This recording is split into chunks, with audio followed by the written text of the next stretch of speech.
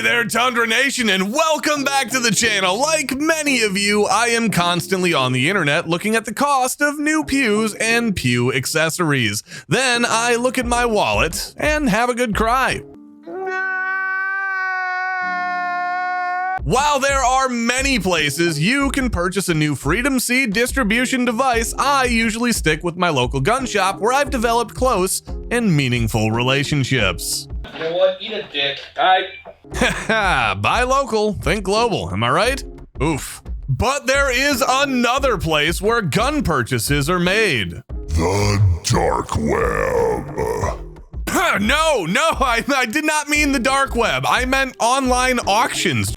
Jesus Christ. Now, I myself have never purchased a gun via auctions, but many members of the Tundra Nation have. And after an extensive hour of research, they've concluded you've lost your damn minds. So they picked a few firearms for me to give you my learned opinion on as a former gun store employee of what they might be worth. And then we'll see what you paid. So sit back, get in those bids, and let's start the show.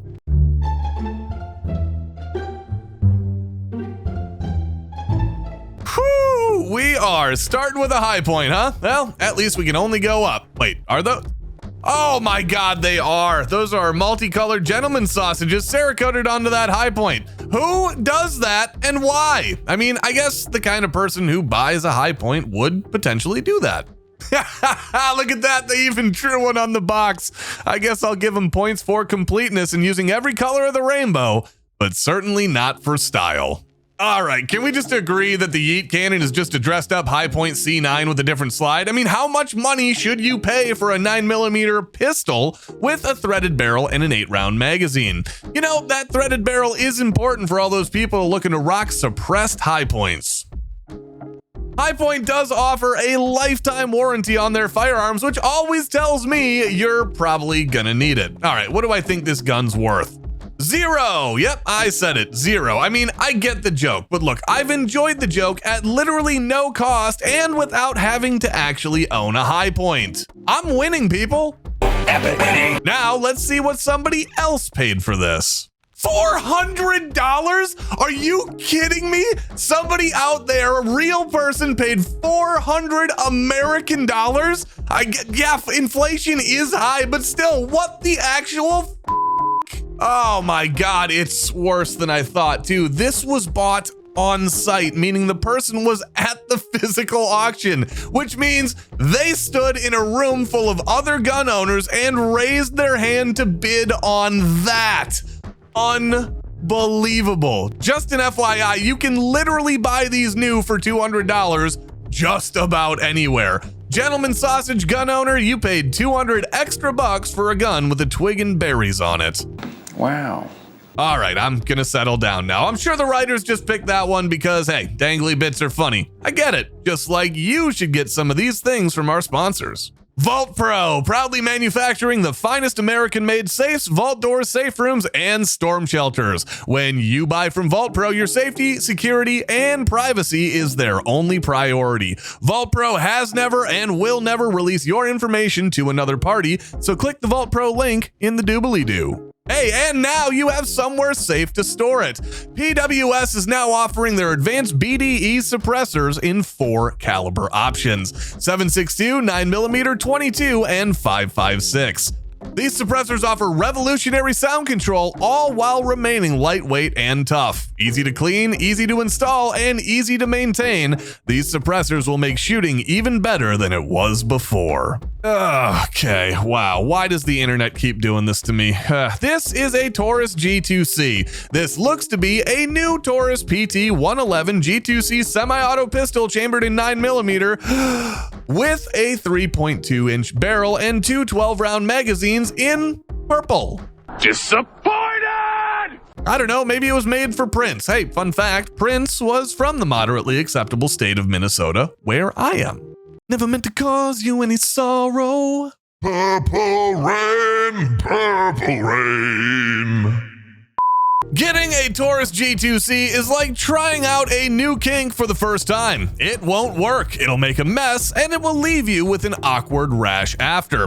What are the problems with the Taurus? Well, number one, it's made in Brazil, a nation known for their fine firearms traditions.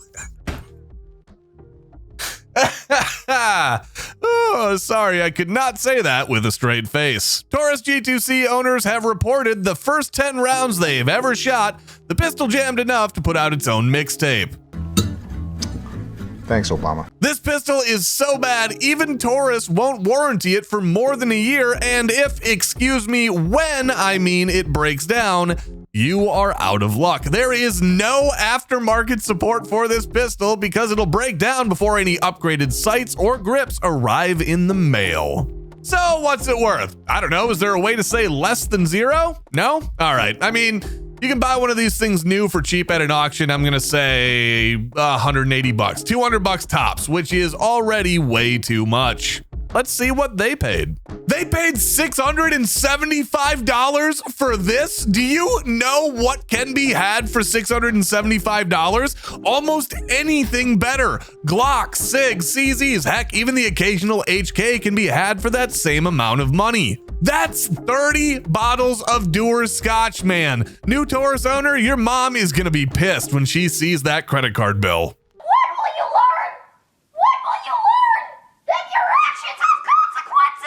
Since we've been scraping the bottom of the barrel, there's only one way to go. That's up, right? Come on, guys, seriously, I can't do this anymore. Is this gonna get good? Right. Next up, we have a somewhat historic firearm, a World War II issued 1911 A1 from the U.S. Singer Manufacturing Company. 2 World Wars! Okay, I just had to get that out of my system for all you fishing vest wearing IDPA competing AARP members. Now, I've always been a fan of aviation history and World War II history. It may actually even be a small part of the reason why I joined the Air Force. But I am not a 1911 guy because even though some might tell you otherwise, there have been significant improvements to firearms technology. Although, none of them have shot down a Japanese Zero, which means I'm flying in the dark a bit here. I mean, look at it. It looks in perfect condition. So, okay, it's got a good history and it's in good condition. I'll say 10,000 bucks. Let's see what it went for, shall we? It sold for $360,000. What? Let me say that again. $360,000. That's insane. There has got to be a reason. Well, it turns out there is. This particular 1911 was owned by First Lieutenant Charles H. Clark, a pilot in the U.S. Army Air Corps during World War II. On May 11, 1943, Clark piloted a B-17F to Iceland to recover papers from a plane crash. Lieutenant Clark recovered this Singer pistol. You know, I was just thinking, what a different time World War II was. You're a pilot sent to recover important papers. You just happen to see a pistol and you tuck it away. Nobody even blinks an eye. This has the smell of early E4 Mafia all over it. Great job, LT. Whew, okay, my goodness, somebody wants to be like Nicolas Cage in Face Off, except Castor Troy used gold-plated 1911s, not Desert Eagles. I'm guessing the person buying these did not know that and just wants to go around making inappropriate comments about eating peaches for hours. You know, I can eat a peach for hours. Hey kids, take it from old Uncle Tyler here. Don't say things like this to flight attendants. It will just get you put on a list and forced to travel by bus. Another pro tip here, do not say that to anyone traveling by bus either. That's disgusting. Let's read the listing to learn a little bit more, shall we? The Desert Eagle allegedly comes with fixed sights. Okay, not really interesting, but check, I guess. Titanium and gold, 2 of the most expensive metals on planet Earth. Check. A full Picatinny rail. Check, but I guess that's kind of useless until Gucci starts making RMRs.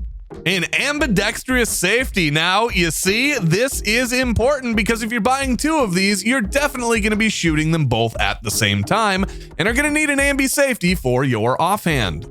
It also includes an instructional DVD.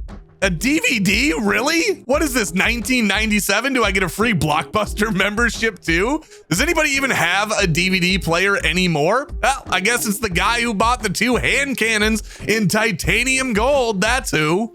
You know, they don't really seem like the read the manual or watch the manual type of person to me. I'm not throwing shade here, trust me. I don't read the manual to assemble IKEA furniture. All right, I'm thinking for 2 Desert Eagles in gold, I would expect to pay, what, about 4,000 bucks? Let's see what they went for.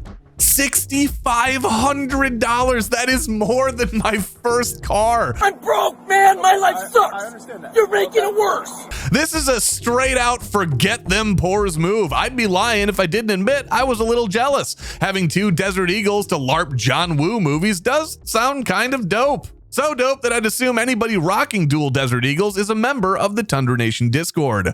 A link is in the description below. Then again, I do kind of have a feeling these 2 pistols will never be shot and are simply a flex for a SoundCloud rapper with a name like No Sense, No Money, or they're part of the Wesley Snipes collection to be auctioned by the IRS. Oh, I love this gun. If you've ever caught me playing Enlisted, check this out right here. You know I have a special place in my heart and a spot slightly lower for this subgun. A fully operational and authentic Russian PPSH-41. If you don't know, the PPSH-41, it was legendary. During testing, they put 30,000 rounds through it and it maintained accuracy and kept humming along. Just like your mom. The Soviets really only made it during World War II, and there are a lot fewer Germans who know how to high step in the world because of this simple yet effective gun. Now, a gun like this in good working condition and full auto, excuse me, I'm gonna guess $69,420.